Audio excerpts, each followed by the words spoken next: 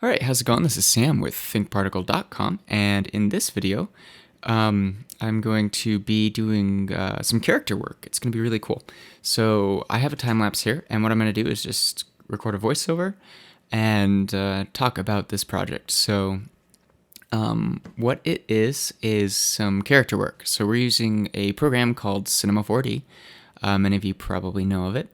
And we're using a lot of tools. It's all based in the studio version of Cinema 4D in R16, release 16. We're using the sculpting right now, and I'm using the sculpting brush to pull out the mouth and the eyes, and there goes the nose. And what we're going to do is we're going to sculpt out a little bit of a character, and we're going to spend some time doing that. And once we get the character going, I'm going to spend some time also retopologizing the character. I'm going to explain a little bit about how that works. So what I'm doing at this moment is I'm using the wax brush to try and push in the eyes, and then I realize, well, that's not going to work because the wax brush doesn't work that way. So I go in and I fix that by grabbing the pull brush. Then I use the wax brush again and the pull brush a little bit to kind of help shape the head a bit. I pull out a chin with the wax brush, kind of give the structure of the face a little bit more, and just a little bit of a wax brush and then smoothing. That's what I usually do in Cinema 4D. And I'm going to retopologize it in a way that doesn't exactly get all the topology there verbatim, but I believe in Cinema you might be able to take that mesh that you retopologize and then just use some retopology, or you retopologize the mesh, and even if it's not perfect, you can add more detail. You can subdivide it and then add more to it. Excuse me, not add more detail to it. Yeah, I guess that is what I'm trying to say. I'm trying to think and speak at the same time, and sometimes it doesn't work. You can remap the topology using deformers. Anyways, what I'm doing right here is I'm using the polygon pen tool. And what I'm doing with that is I'm going to create some strips and then just draw them out and move them around the face. So as you can tell right here, I'm creating loops around the nose and loops around the eyes. And that's the first thing I'm going to do. I'm going to create loops around the critical parts. So the detailed parts that need loops are the eyes, the mouth, the nose, the neck, the body, the things like that. So I'm going to go ahead and create those. And as I'm looping around, you can tell it's actually really quick. And it's sped up right here, but that's a quick part of the process. It took about an hour to retopologize the whole character. And that's because I had to redo some portions. And I believe I'm using a deformer at this point to map the topology onto the face, but I might not be. We'll find out. Anyways, one thing I like to do is I'll just use the polygon pen to create geometry, and I'll start by immediately applying a material to that geometry so it stands out. And then the mesh I'm retopologizing onto, I will set to X-ray in the basic tab, and that gives me this ability to see through the mesh and create this nice this new mesh. And right now it looks like a luchador mask, and I like that a lot. It's pretty cool. And as it keeps on going, it's going to get this clean geometry set up, and it takes a little while to do. And I focus a lot on getting loops in the right area. So if you haven't worked with creating loops before, I'll probably do some more videos on that later if this is a popular video. And it's a really beneficial thing. It works really quickly. You can get really clean mesh. I turn on backface culling so that you can't see through the mesh, and that helps as well with being able to have a clean mesh and not have it like go through the mesh. Sometimes that'll happen when you're using the polygon pen tool. It will link a polygon to the polygons behind the mesh on the other side, so it'll go through, so you don't really want that. One thing I did though here was I had too much geometry down there early on. One thing you want to do is you want to work with as little geometry as possible while you're getting started, in my experience, and you want to have enough for detail, but not so much that you are going to be working in extensive amounts of subdivisions. You want to subdivide later. And you'll want to add more edge loops later. but you usually probably don't want to add too many up front because you can easily add them later on. So anyways, I'm going to start going around the back of the head. I'm going to go up the head, and I think I actually go around, possibly. Nope, I guess I don't. So I just go up the head and connect there, and then I'm going to start going. That's right. I just go around there and realize that my geometry's not going to match there. So instead of cutting it up to match it up, which I should have probably done, I add a lot of weird loops in here. And what you'll notice here in a bit is I'm actually going to go in and I'm going to delete all of those as well. So let's go ahead and keep watching. And as you can tell, I'm thinking about how to do this. And I've got this weird loop up there. And I actually think I leave it for a bit. And what I'm doing right now is I'm using the loop selection tool to kind of check where my loops are. And I'm realizing, I'm probably going to want to remesh that. So I go in and I delete all of that. And I create a loop around the entire face, which is pretty important. I need a loop that goes around the face because it's cleaner geometry. And then I need loops inside of it to create loops for the eyes and things like that. So what I do is I go and I delete all the mesh. And I then, once I have the clean loops where I want them around the face and the details there, I move around the back and I just have this nice grid system going around the back all the way up, and it'll actually line up nice and clean. There'll be like 2 or 3 polygons that need a special type of looping, but that's quick and simple. And I'll show you how I do that in the time lapse. So we'll get there in a bit. So anyways, a little bit about this project. This project was actually created simply for this tutorial for thinkparticle.com. And what I did was I've done a lot of different character sculpts lately, and I really wanted to learn to do characters in a clean way in just Cinema 4D. I have ZBrush, but I didn't for a while. I had it on my Mac, and I had to switch it to my PC, and I finally got it switched. Oh, by the way, that's what I'm doing right there. That little looping that I just did. I don't know if you could tell what happened, but that was how what I'm doing is I pull it out and I pull it out and I make this kind of triangular pattern right there, and it turns 4 polygons into 2. Anyways, it cleans it up quicker. Then I add an edge loop. So anyways, I created this project for the purpose of creating a character and showing how to do a basic a base mesh, take a sphere, sculpt it into something, and then create a mesh out of that. And what I do is I create these nice polygon meshes based off of that sculpt. And there's some areas that don't need nice detail, like the inside of the eyes and the bottom of the bust, the bottom of the I guess the upper body section. But then you have like your nose and other areas that need more detail. One thing you'll notice is the eyebrows are actually going to not have the same detail.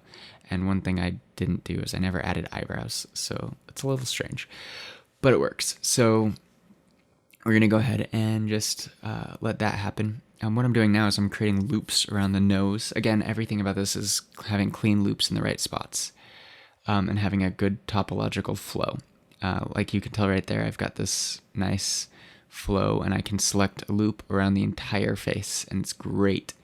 I'm moving the eyes to the right spots, and I'm going to add some more subdivisions later, which will be a huge benefit. Adding subdivisions later will kind of clean up the mesh, but I wanted to make sure I had the loops in the right areas first so that when I do subdivide, it'll be clean, and technically speaking, it should be able to deform well.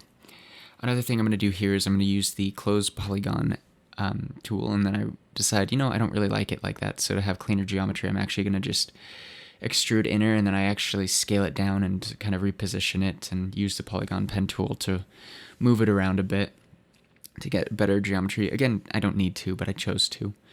And I think I use a brush to kind of smooth it out a bit too, but it was just for my own satisfaction at that point. You actually aren't going to see that. And then I subdivide again so I can turn on the hypernerbs and the subdivision and make it cleaner. So the next thing I'm going to do is the same thing I did with the eyes and the nose, but inside the mouth, and it takes a little bit longer. And it's pretty quick, though. It's pretty easy. All things considered, I just have to have that mesh in the right spot. Having the back face culling turned off is helpful. so that you don't see the geometry through the back. Right here, that's really key because I've already done the rest of the face. So there you go. Let's go ahead and let myself track through all of this. What I'm doing is I'm just pushing in the basic loop around the edge, and one thing I should probably do is just take the geometry and just push it in immediately. Just do an edge loop around the mouth and then just extrude into the mouth, and then use the deformers with the mesh wrap deformer to place it. But I don't know, I like doing things manually sometimes, considering how often I do things procedurally with everything being procedural and espresso and whatnot. I hate making things unprocedural. So it's interesting that I choose to not do that here, but I don't know, sometimes I guess it just relaxes me. It's kind of funny. Anyways, so the name of this character for this project, I called her Susie Lou, because I'm a big fan of Dr. Seuss and his imaginative creative work. And what I do is sometimes I make characters that look like Muppets, and sometimes they look like Dr. Seuss characters. So anyways, you may notice I did a little bit of an edge loop thing in there. And again, I'm doing the same thing right here. I'm cleaning up the geometry. I noticed that there was some weird deformation, and I'm just making sure that my edge loops go into the right spot so that when I have the subdivision turned on, that the mesh is nice and clean. So right now I think I have one level of subdivision on. I can't tell. I'm recording this voiceover in Premiere Pro, and the actual recording I'm watching right here is probably about the size of my iPhone screen, maybe a little bigger. I really should make that bigger, actually. I think I can do that while I'm recording. Hey, there you go. Okay. So now I can actually tell what's going on. So apparently I don't have the subdivision turned on yet. Oh, nope, I do. Okay, so those are the eyes. So what I do here, sometimes I do this. I'm not going to do this in the final render because in the final render, I'm actually going to be working off of Arnold, but I do this in Cinema 4D all the time, and I'll just texture the eyes with a circle gradient, and then I'll just, like you just saw it, I use two materials, and it makes things a lot quicker. So there you go. So I'm going to now work on creating teeth with a cloner, and yeah, so I'm just cloning cubes on, and I'm just using cubes because it's quicker, and then I add some fillet to the edges.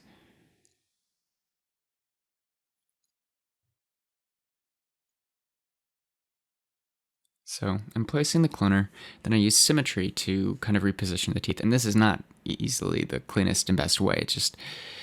It's a hack that I use to place the teeth and then just keep the rows symmetrical, and it makes it nice and easy, and it's a good stand-in. I would go and model and create teeth custom more than that, but you know, sometimes you do, sometimes you don't. I kind of think that this one, I like to think that these characters that I've done, this one in particular, kind of reminds me of Muppets, just the way it looks. What I'm doing right here, by the way, is I'm selecting the clean topology and selecting the section where hair will go. So we're going to go ahead and select that section, and then I right click on it and select the split function. Now I have that, and I have the hair. This is actually one of my favorite parts. So what I'm going to do is I'm going to start designing hair, and I use the brush tools, and I'm going to do this a few times. So I'm just going to let you watch for a second, and then I'll explain how it all goes down.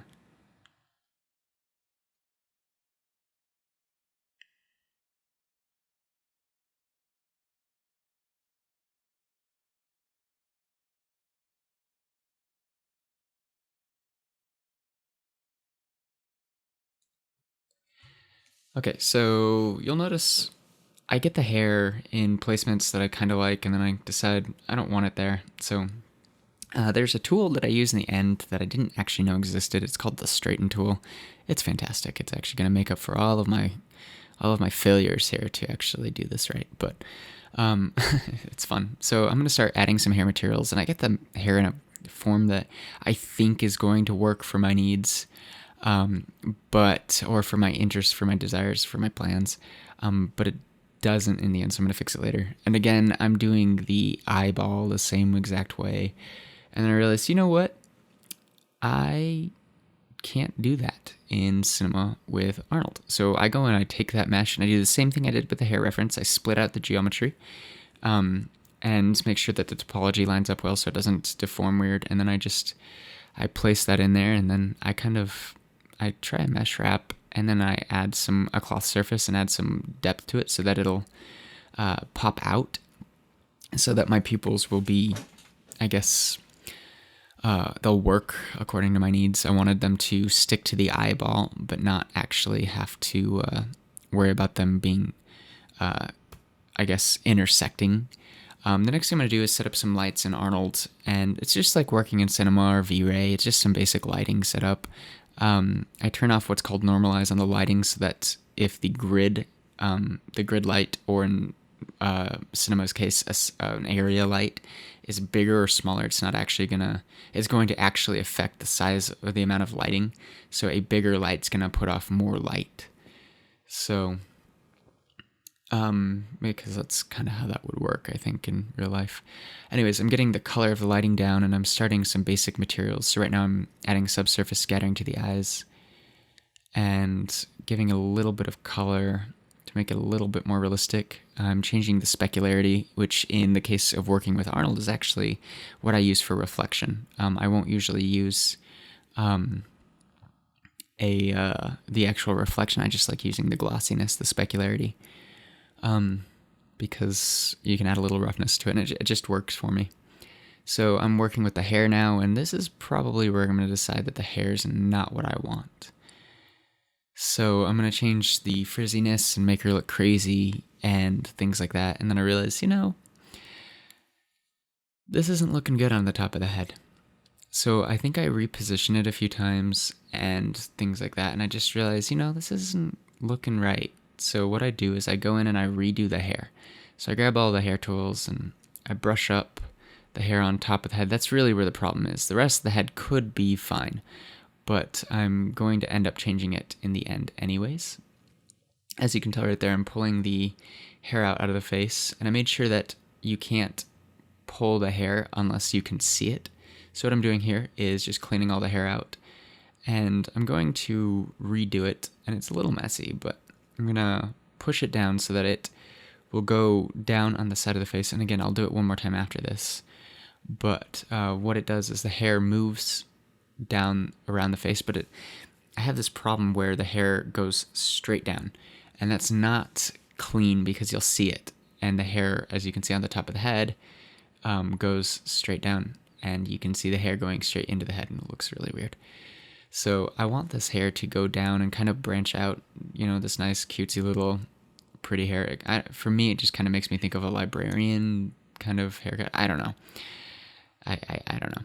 Anyways, so I've got the hair kind of going like that, and it looks good. I really like it. And then it goes through the head. So it's not exactly on par with what I need. So I think, unless I got it down there, I might go fix it one more time. Yeah, so what you can see is that it's going into the head. So I grab the tools, I grab the straighten brush, and I just hold on to it, and it straightens everything out perfectly. So I grab the tools I need, and then I start brushing down, and I make sure that there's a ton of volume there, because it's really critical that it looks good right there, because, it's creepy. It's creepy to look at this. It looks like Gollum. I showed this to my friend yesterday that doesn't use 3D tools, and he was like, holy crap, that's weird. Yeah,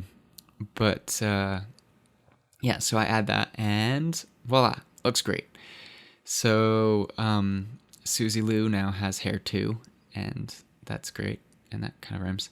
So I decided to go and add a tongue, and I subdivided a few times and realized it's not exactly how I want to do this. So I added some subdivisions like that, and then I delete the geometry, make it symmetrical, and I'm going to use sculpting tools to model it. So watch this. I pull it up, and I add some depth, and I kind of lay it out in the direction I want. I make it more pointy, and then I pull down the center of the tongue. Voila. Really basic, really simple tongue. Doesn't actually have to be perfect. It's got good geometry. I could add a lot more if I needed to. And it would definitely be ready for rigging, technically. And there is a lot of saturation there, and I'll fix that in a bit. but once you render it, it really stands out. So I need to pull down the saturation amount on the tongue, and there you go. She's got this nice blonde hair, kind of grayish hair actually. And what I do here is I start to adjust those settings, and start to get to a point where I can actually see the hair getting colored. And one of the problems was it's actually very, very specular. So I change those settings and I pull the specularity down to a point that I'm happy with, and make sure that the hair looks good with the color and the specularity, and add an extra sheen to it. And it gives me this kind of blondish brunette hair that I was looking for, and I like it a lot. And with the hairstyling, after this is a 2-hour project over the time lapse, I think it turned out really well. I really like where it's going. I like the lighting. And what I'm going to do actually is set up 2 cameras. I'm going to set up another camera, and then I'm going to add an HDR to the scene to kind of test out some more lighting.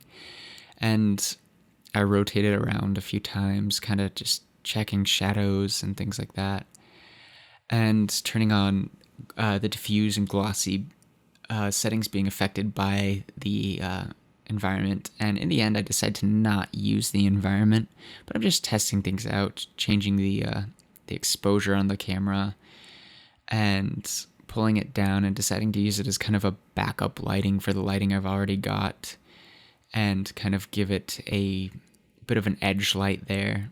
But with the character, it doesn't really look very good at that angle, so it's more of a head-on look, because the mouth is huge. That's kind of strange, you know. It doesn't really make a ton of sense, but I just design it that way sometimes when I'm sculpting, because I like putting a lot of expression into things, and it's not really a defined expression too much yet because the eyebrows don't really exist. I need to fix that next time I do a character sculpt. Anyways, just ignore the fact that there's no eyebrows. And there, she's in heaven. So, and then she's in an oven, and now she's under the sea. Under the sea. Down where it's wetter. Down where... Anyways, so then I add a little bit of a navy kind of fog to it, navy colored fog, which is good. I'm going to try changing the size of the pupils after I position them a few times. And I decide I want to try the whole like giant anime, like, oh my gosh, I love you pupil size, which is too big. And then I try the holy crap, I'm freaked out pupil size, and I love it. Works out, really has a lot of character to it. And I noticed that the mesh is just not exactly what I want. So because it's a clean mesh, I just go grab the sculpting tools and I pull it forward and kind of give it more of a, I guess, a roll off from the neck to the what is it called? That bone in your chest. My friends break them throughout high school and college through snowboarding and things like that. And they tell me all the time. And years later, I can't remember what it's called. Anyways, so I pulled that out so it would look more anatomically correct, which looks good. And then also because of the deformation and everything that is set up, it actually also looks like there's tendons that go down the sides of her neck and also the front, just a little bit, which is great. Just the way that the mesh is set up and the subdivisions, so I was pretty happy about that. So it's going to take a little bit, and it is going to render, and I'm going to sit here for a second. It's probably about 2.5 minutes that it renders, and I take probably about 3 or 4, and just kind of think about it, pause it. Okay, and now I'm going to go save it and do a real render. But yeah, that's how I made it. So if you guys want more details on exact workflows or things, just go ahead and leave a comment below. I'd probably like to do some character rigging and animating later as well. What I'm doing here is I'm taking that texture, by the way, that I'm using, creating a .tx file in Arnold, and Arnold works a lot faster with their proprietary formats. So anyways, there you go, and here is the final render, and voila, that's how I made Susie Lou. And she is a little cartoonish character that was created in Cinema entirely, rendered in Arnold, and I'm pretty happy with her. I think she's pretty spectacular. So go ahead and check out thinkparticle.com for more great training. And this video is brought to you by a Patreon account. I have a Patreon campaign that basically funds my training. I make free tutorials, and I'd like to not make paid tutorials. I would like to make just free training. So if I can get people to sign up to support my Patreon page, just as little as $1 per video I release, and if you pay more, there are rewards starting, I think, at $10, maybe $5. You get these really great perks. So go ahead and check out my Patreon account. You can find it through thinkparticle.com through the Support Us page link in the menu. And I will see you guys later. Thanks for watching. I'm Sam Welker, and I'll talk to you later. Bye.